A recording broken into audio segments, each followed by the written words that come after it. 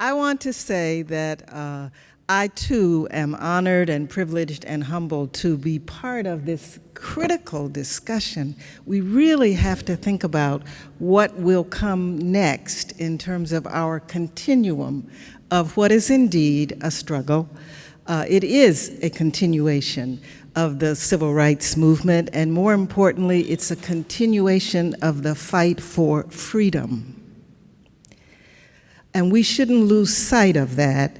I recently read a book that told the story of the historically black colleges and universities, and and it was the first time I'd ever seen this comprehensive story of how they began and what they accomplished. And the one thing I will say is that every major civil rights leader that we have had has come through from or been affiliated with a historically black college and university.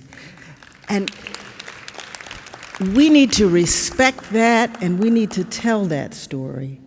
And I'll link it to what to me was the common theme in all of our doctors' presentations. Dr. Landry, Dr. Nesbitt, Dr. Watkins, all of your presentations were about the doing, not about the theory and the philosophy, but about the doing. My mother's motto in life, bless her heart, has always been, make something happen. And I think she really embedded that in me, and I see that in Dr. Reed, I see it in Dr. Graham, and I hear it from all of you. You have internalized this understanding that it is your responsibility to make something happen, to do the right thing, to be involved in action. And lest we get confused, you asked me to talk about how leadership has changed. Our predecessors, they understood that. And they were all about bringing about meaningful change. They didn't get as caught up in the priorities necessarily or the mandates of these institutions that they had been allowed to be a part of.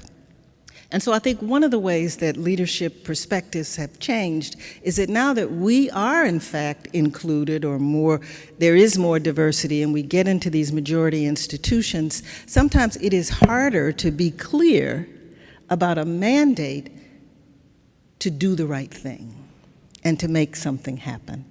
So I'm very honored and pleased, really inspired by what I hear from these young leaders. And my journey in terms of my profession, while I am listed in the program as a PhD, my doctorate is a clinical doctorate. I love the question about osteopathy. Mine is in that field of complementary and alternative medicine. I am licensed as a naturopath, a napropath, and a clinical nutritionist. And it is that clinical background and that holistic understanding that has truly guided my career. When you work with patients directly and you see the inequities and you see the disparities every single day, it is hard, if you are a person of compassion and feeling, not to realize that we have to make something different happen. We have to change the dynamics that our people are experiencing. And that's what I hear and feel from the young people today, and I know that's true of all of you as you work in your clinical practices, in academic medicine, in public health. You, depending on what generation you represent, you have been reminded that the journey is before us. We are not finished. I have been privileged, and it is a position of privilege to be in philanthropy, as Dr. Graham well knows, to be able to make some decisions about directing resources that are catalytic in nature, because that's all philanthropy can do. We don't have the billions that government has, but we have flexible dollars that we can invest in leadership fellowship programs, in community outreach programs, in what we feel might be transformational programs. And for me, and this is the message I want to leave with you, I chose to go to the Kellogg Foundation when I learned that that board of directors had made the decision to become the most effective anti-racist organization they could be. I said, if the 5th largest foundation in the world is serious about addressing racism, then I want to be at that table.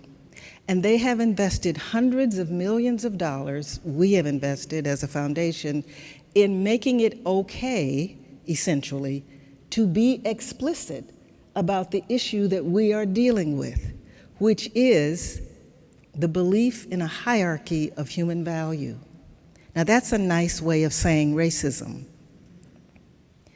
Now the tragic events of the last year, which cell phones have helped us to see, are now reflecting the continuation, the evidence of the adherence to this belief in a hierarchy of human value. We're at a moment in time where we don't have to camouflage, I believe, our focus on the need to eradicate this belief. I want to say that again. We can be explicit that the issue we have to deal with is the eradication of the belief in a hierarchy of human value, the eradication of racism. Racism is part of the DNA of this country. And those of us who understand epigenetics, we know that whether the genome expresses as the phenome is about the conditions that we create. And so while racism is part of the DNA of America, we can push for conditions that do not allow that to be fully expressed, to continue to be expressed in our society in the inequities that we see on a daily basis. And so my recommendation for the young people on this panel, for all of us, is not to lose this moment. We have a moment that I haven't seen in my lifetime to stand up and say that racism must end in this country in all its forms. So I encourage you, thank you. I encourage you to listen and to seize the moment, because as those of us who've lived long enough to have Medicare smile at us, we know that this moment may not come again for another 50 years. But this is our moment to stand together and embrace the possibility of truly eradicating inequities in all of the spheres, but most importantly, because racism gets under the skin and it creates pathology, to eradicate the effects of racism in terms of health inequities. Thank you.